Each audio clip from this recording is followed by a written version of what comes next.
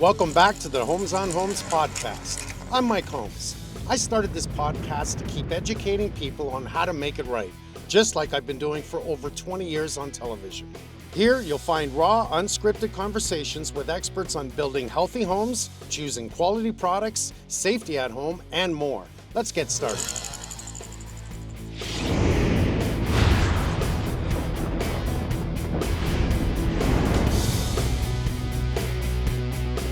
Remember 2 years ago, I had two great guys in, and we were on my property cleaning up my pond because of this overgrowth of cattails, whatever you want to call those green things that come up with the brown top. I call them cattails. Since then, it has actually come back. So I have brought back Joe and Nick DeMarco from Weeds Be Gone, and we've already had a subject about this, and it's going in a direction that I think everyone needs to hear. Joe, Nick, great to see you, man. It's not just the chemicals we need to put in the bottom to clear the buildup of debris on the bottom to help make that disappear. It's the oxygenation. They're not chemicals. That's right. So one thing I always say is it's not a chemical. It's a beneficial bacteria and enzyme that we're putting in. It's a treatment. You're putting in a bacteria. So it's a live. It's engineered. It's called beneficial bacteria and enzymes that we use. So different types of treatments treat different types of problems. So if you got overloading of nutrients, there's a certain product that we use. It's called Clean and Clear. It helps keep the balance at a happy medium and help keep the your algae levels down.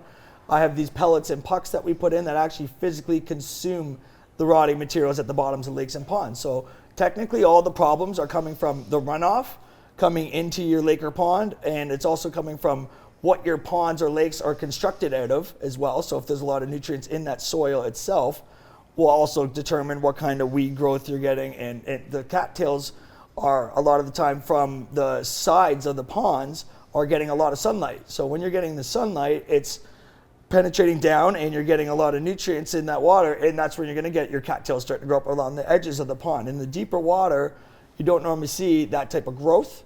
So you're getting a lot of sunlight in the shallower water. So over the years of ponds not getting maintained, the water gets shallower.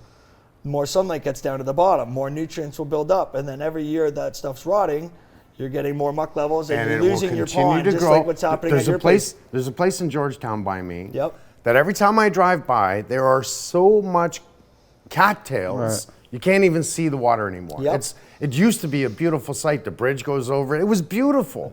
And now it is so ugly, and I'm thinking, this is what's happening to my house. So it's not, is it just as simple if I run? Now, I know that, Joe, you said I need to run an electrical line that's about 1,000 feet away from my house. How am I gonna do that? I'm gonna have to run an 8-gauge line. I'm gonna put it on a 20-25 amp breaker to supply 110 power to the pond to get a fountain in. Can I just oxygenate the water with a fountain? Well, it will work. However, you're not getting the oxygen down to the bottom. Okay, so it will put some oxygen in, but what you want to do is you want to get down to the bottom. We have things called top aerators as well, which is better than a fountain, and it'll keep that water moving for one.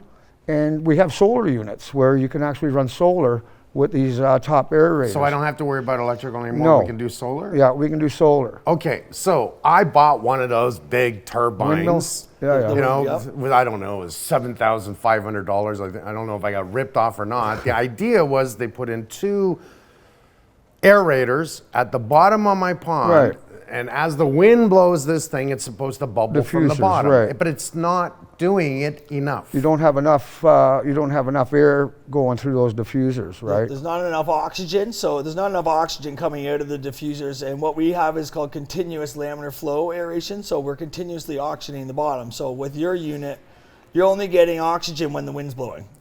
So if like solar, it only works when the sun's out. So with solar, so there's actually a battery powered bank. So it runs on battery as well. So there's a battery pack which charges the batteries over the day, and so there's a way to cycle for 24 solar hours. To battery to the unit, and to go back and forth. Like my garage. That's right. So we're utilizing solar and battery power where there's places that has no power. So when it comes down to using your treatments, and you're asking, if I just put a fountain in, what would happen? Fountains are very aesthetic. It's mostly for aesthetics. You're not getting a lot of oxygen to the bottom. if I'm going to use treatments, the treatments that I use are going to treat the bottom of the pond. If you're going past that thermocline and it's going down to the bottom of the lake or pond, these treatments are going to die off very fast if there's not enough oxygen down at the bottom. So if you're using a product like these pellets and pucks, and they go down and they're trying to eat the muck, there's a lot of like gases, like I explained before. The gases that are at the bottom will kill off the enzyme or the treatments very fast. So by having the oxygen at the bottom makes a healthy environment for this aerobic bacteria to become a live organism and start eating the materials and start dealing with the problem at the bottom of the pond. So we can solve the issue in my pond. Well, right away I'm thinking this could be a big problem because a lot of the ponds everywhere are not being treated, are not being taken care of, like a fish tank, like your pool. That's right.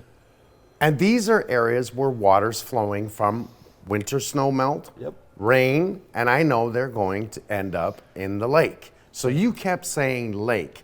Last year, when I was on my boat, everyone was talking about the growth in the water of these humongous, I don't know, weeds underwater. And everyone was complaining their boats were picking it up, and they were talking to the harbor master saying, we've never seen this growth like this before. What's going on? And they didn't have an answer to that. Is it because the water runoff is taking the nutrients, this is what I'm getting from you, and actually getting to the lake and now affecting the lakes? So that is a main, that has a big player in the game of what's feeding the nutrients from that water is feeding the weed growth. But technically what's going on in the lakes is there's a lot of invasive weeds that have come over from overseas. So boats will carry this on the propellers. You'll get birds will start to bring it in. They eat the weeds and so on, and it gets left behind. And seeds and fragments of these weeds have landed in the Trent Severn waterways and the Rideau Canal, which is taking over the bottom of the lake, and they're very, very invasive. So as you drive your boat through these weeds, they start to spread. Yeah, they get chopped up in the props, and it just spreads the seed. So they float around, and then they can actually go to the bottom. Once they sit floating around for a while, they'll go to the bottom and they'll regrow.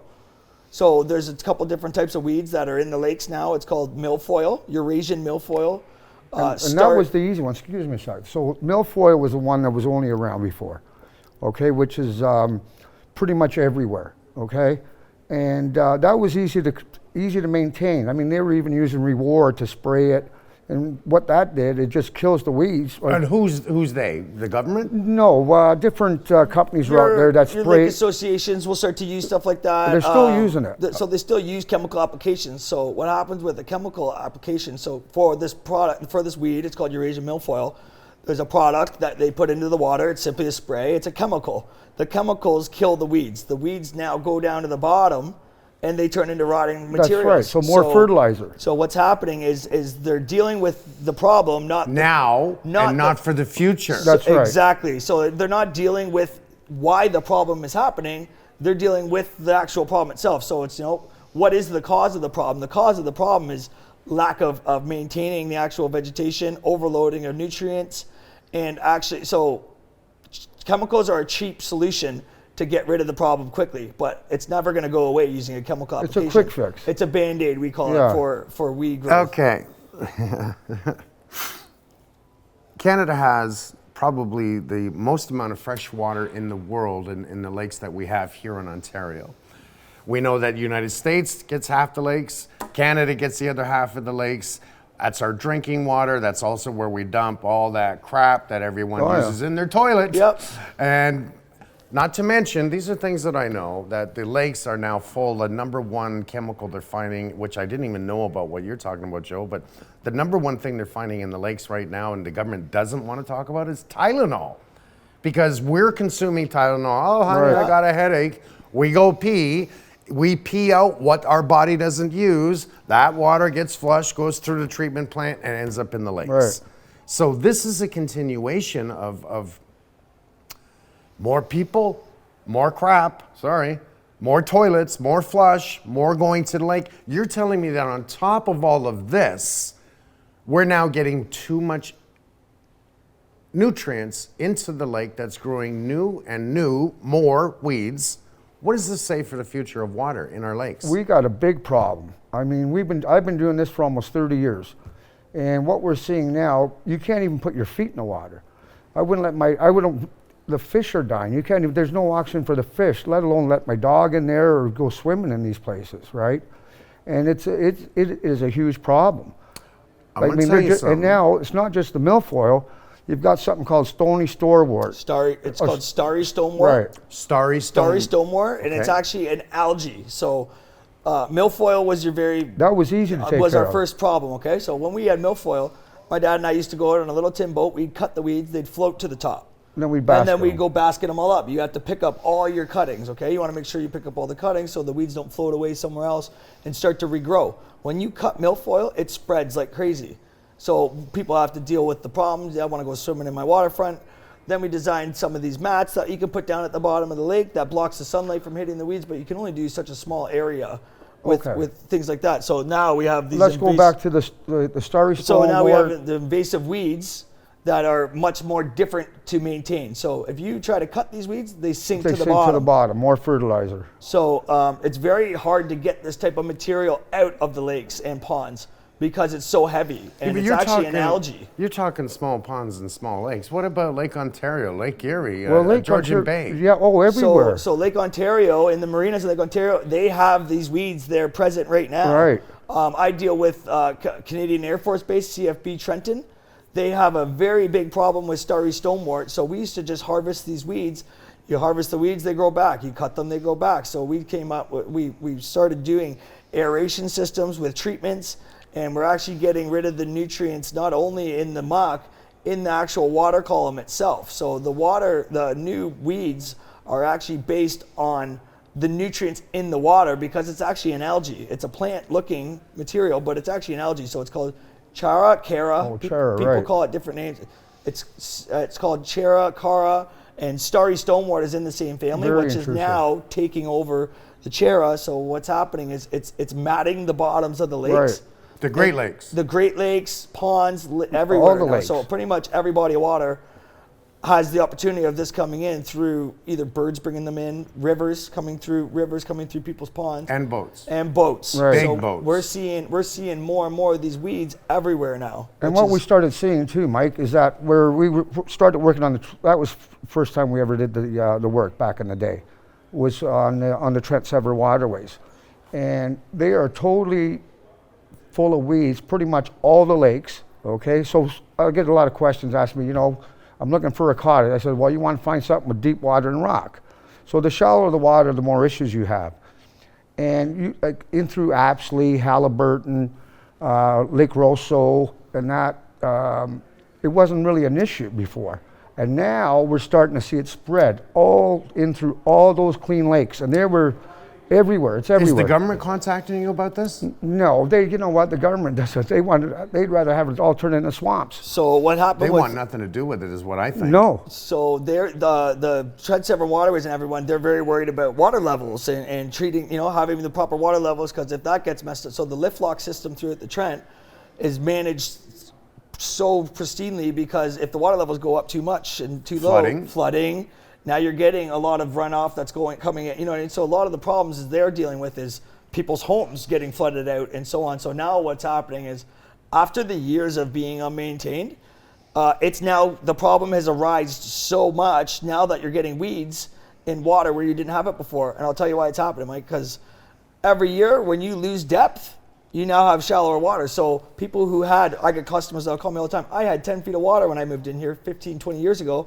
Now I only got 7 feet of water. What's going on, Nick? I said, well, every year you don't manage these weeds, they're dying off over the winter and they're turning into rotting materials at the bottom of the lake. And now you're losing depths, and then we had another problem. So you're saying it's really not going down, the bottom's coming up. Full of silt. So you're not losing water. Yeah, and it's all rotting material. So it's the most nutrient-rich material you can get on this planet. So I could bag that and sell it. So what's happening is fertilizer. Is internally your compost pile is so rich in nutrients from your banana peels and your orange peels and so on, and that's just from that breaking down over 1 or 2 years. This muck has been internally loading up and breaking down in the bottom lake. Some places 20 years, some places 50 years worth of organic matter is still at the bottom of the lake feeding the weeds. So How I explain it is a standard operating procedure only gets implemented when something happens. So, I think of history because you went back 50 years. How about we go back 100 years or 1,000 years? Let's go back 100 years. The population wasn't so big. We didn't have a lot of farming in comparison to what we do today because we're feeding more mouths. We didn't have to worry about toilets being flushed and going to the lake. The more population, first speculation in population is that we are killing the environment. We are causing all of the off-gassing that's going into the atmosphere. We are changing the heat, but it's the sun that is already hot. Well, we are affecting, mankind is affecting the weather. We're not just affecting the weather because now the population has grown and we do have more flushing toilets. We do have more nutrients from the farms that are really farming to try and feed all the people, especially in Ontario, never mind Canada, never mind the United States. I'm getting this to the point that this is creating more problems than we even know about. Because if it's affecting the 5 Great Lakes that we have around here, it's going to affect our drinking water. It's going to affect the future. To your knowledge, is this going to affect drinking water? Absolutely. No water, no life. Well, there's a serious problem. I mean, even now you're talking about the Great Lakes. You look at all the inland lakes and all the septic systems, okay? And believe me, they're not 100%. We're adding more and more. We're adding more and more to the lakes. What's a way of helping to solve this, to your knowledge? Well, with what we're doing through aeration, and it's got to be maintained. So, for instance, I've got a colleague in the U.S. that does aeration. That's how I got onto it, through my uncle, anyways. And the government there. They're running miles and miles of airline through the lakes and putting diffusers in. At the bottom. At the bottom. So they're running almost 1 kilometer to 2 kilometers of self-sinking airline for one diffuser.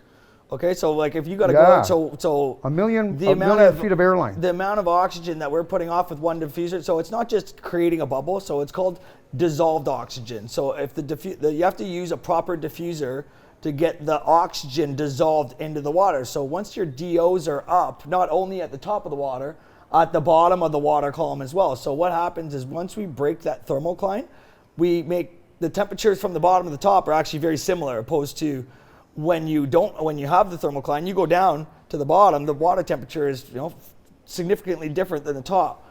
So what we're talking about is with doing aeration, with your treatments and getting the proper treatments for the proper problems, we have capabilities of cleaning up wastewater retention ponds, lakes, small ponds, big ponds, 500-acre lakes we work on in some cases. So this company that we've teamed up with, it's called Clean Flow International. Everblue Lakes now, I think. Everblue Lakes and Clean Flow International. They've been around since 1970, aerating lakes and ponds and reservoirs, bringing them back to their natural, what they were once before.